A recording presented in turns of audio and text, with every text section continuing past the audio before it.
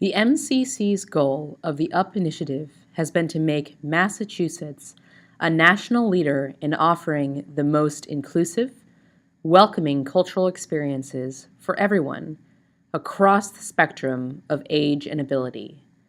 MCC established a structure to pre-approve cultural organizations that were already leaders and to invite applications from cultural organizations that are committed to becoming leaders. 10 organizations were selected. They embrace the power of inclusive design to grow audiences and enhance cultural experience for everyone, and have invested board and staff time to build expertise.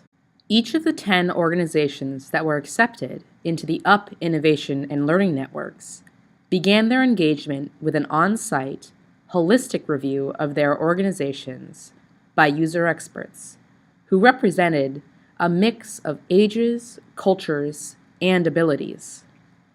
A user expert is a person who has developed expertise by means of their lived experience in dealing with the challenges of the environment due to a physical, sensory, or cognitive functional limitation. At each site, we walked around with a group of user experts, along with representatives from the organization, and examined the experience through the eyes of the users. We paid close attention to the experience of the physical, information, communication, and policy environments.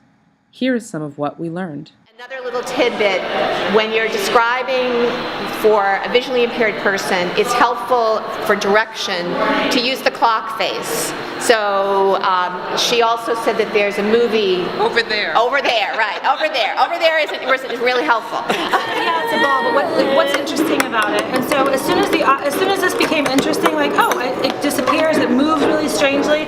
Then it becomes interesting. Until then, it was just a ball, a white thing, you know. But before that, and then once he figures out that it has something to do, then it becomes really engaging. And then we explore the rest of it. Now it's safe to explore the rest of it. Together. Exactly. Isn't that cool? Like, and now he's seeing it. Now he's like totally observing it. Isn't that awesome?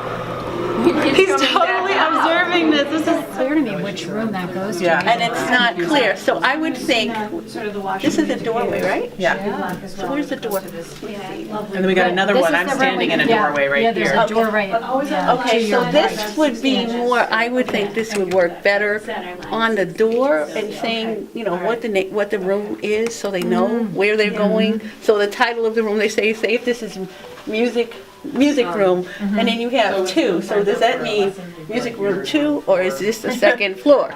You know what's additionally confusing? I'm not sure I've ever heard us refer to any of our rooms by a number. No, they all have names. So that's even. Did you want to come in here? That's even more confusing. Understand the huge frustration of somebody who is perfectly able to navigate a website if it were accessible, and it would be a seamless part of their lives. And when it is clunky or badly done or not done at all, it's torture, and it's very valuable for people to understand. You actually seat ushers, one on this seat and same thing on the other side with a flashlight, so during the show they can get up and help you. Yeah, okay. Of course, the problem is our ushers are all over 60. Oh, really? And could have the exact same mobility issues as the people they're trying to help. Huh. Yeah. Oh, it's Typically don't do museums because they're not well lit and I can't see the displays. See, now like this. This is explaining the mosaic. It's still too small for me to read. It's too small also? Yeah, I mean I can see this. Uh-huh.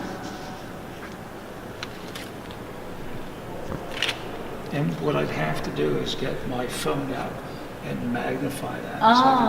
Yeah. Have you thought about sort of having quiet spaces so if you have people who do have sensory sort of issues, a place where they can pull away and go if they need to? It's a great idea. We have not thought about it. Yeah. This audio guide just accurately describe the artwork, and you don't think about the audio guide as a work of art by itself.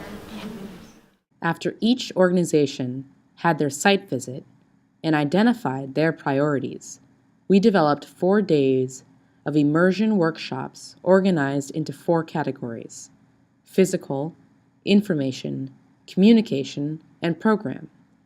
The goal was to build insight, knowledge, and capacity in the 10 organizations.